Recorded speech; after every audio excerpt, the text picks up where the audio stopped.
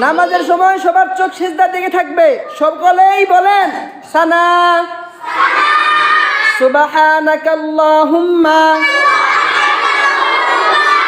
ওয়া বিহামদিকা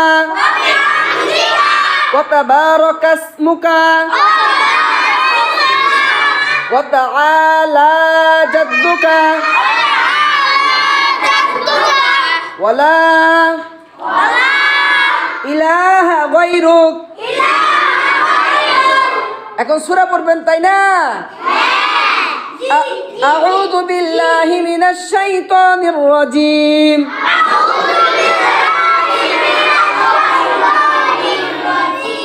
বিসমিল্লাহির রহমানির রহিম। আলহামদুলিল্লাহি রাব্বিল আলামিন।